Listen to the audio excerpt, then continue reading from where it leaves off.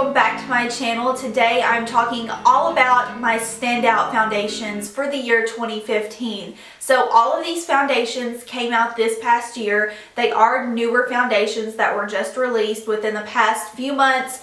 I think there's one that was released earlier in the year, and I saw Wayne Goss do this video. He picked his favorite foundations for 2015. It was only like a minute long. I love how straightforward he is with his videos. He only had two. I actually have four that I was really impressed with this year and that I really loved, and I'm going to give you guys some comparisons and let you know which skin types these would work better for, things like that. A little more detail than just saying, hey, this was my favorite foundation, let's move on. So if you guys are interested in this video, just keep on watching. So the first foundation formula I want to talk about is the Makeup Forever Ultra HD formula. So I actually just tried the first Makeup Forever HD formula back in the summertime. I want to say it was around May, and I was not impressed with it. I didn't like it, and literally I want to say a month later, this was released in June or July, they came out with the Ultra HD formula. And so I wasn't really excited about it. I was kind of like, oh, okay, I didn't like the first one, probably won't like this one.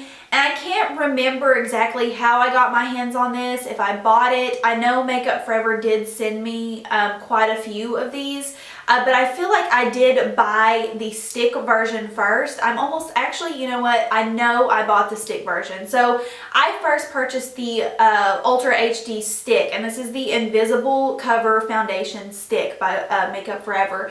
And I was immediately blown away with this foundation. The number one thing I noticed with this was when I was in direct sunlight or direct daylight, this was invisible on my skin. You couldn't see, that layer of foundation or the layer of makeup. It was totally invisible. It looks great in pictures. In my opinion, it is a little bit more full coverage than the actual liquid form, but I'll get to that in a minute.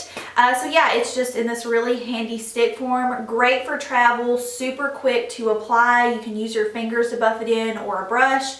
I like using a brush. So this was the first one I tried, and I was so impressed with it that I was planning on purchasing the liquid, and then Makeup Forever actually sent me a few of these to try out. So with the liquid, the difference is, in my opinion, the liquid is a little bit more sheer, but it is buildable. You can build this up to a pretty full coverage. It's going to apply like a light coverage, and then once you build it up, you're going to get a fuller coverage. I mean, I have it on today, and I have about a medium to full coverage.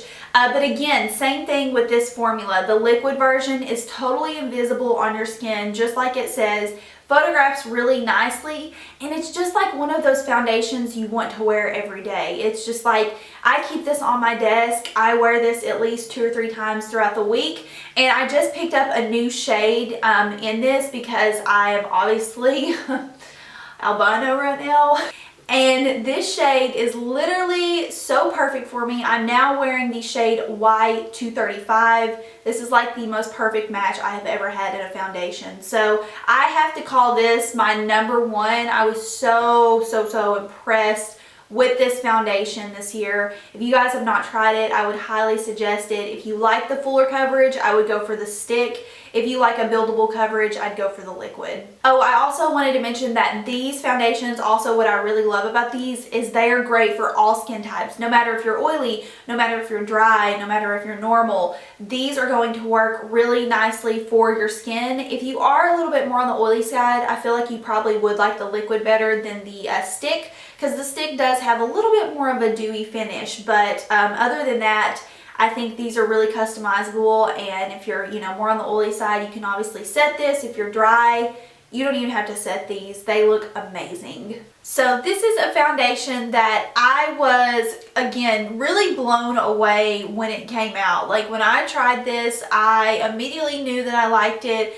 I immediately knew that it would kind of be my go-to full coverage, flawless looking foundation, and it's the Too Faced Born This Way foundation. And the reason I think I was so impressed with this is because it was so full coverage, but it still managed to blur out your pores. It still managed to make your skin look flawless without being cakey.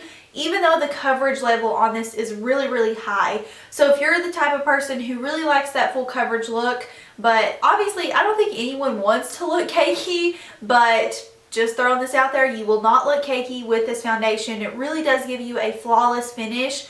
But the reason I liked it so much is because I noticed that it was actually like blurring out my pores.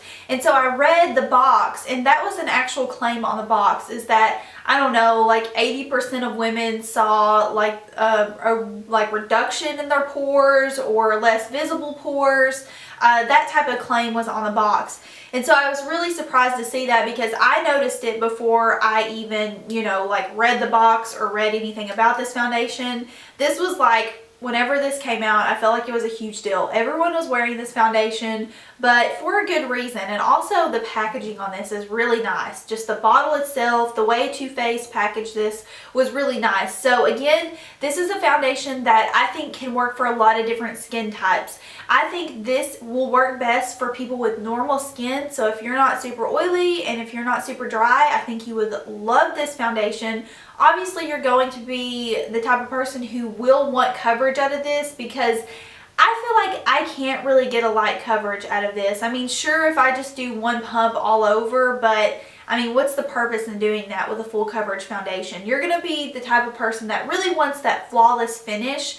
But yeah, I really think this is going to appeal to those of you who have normal skin. The finish on this is very natural. Again, not matte, not dewy. It's just very neutral and natural. So yeah, I loved this foundation this year. So last but not least was a foundation that launched earlier this year, and I was so excited when I saw the preview for this. I literally was just like, I have to have this. And it is the Nars All Day Weightless Luminous Foundation. So this is going to be one that I feel like personally is better for those of you with combination to oily skin. However, I have super, super dry skin, and whenever my skin is more on like the normal side, as long as I don't have any, you know, dryness on my face, like actual patches, this does fine with my skin. But the whole reason I'm bringing this up as an amazing foundation, or my favorite foundation from this year, or one of my favorite foundations, is the coverage and pigment level in this stuff. This is so amazingly pigmented. When Nars said it comes out, it's a pump, but it only dispenses 1 drop at a time, and it's literally like a tiny drop.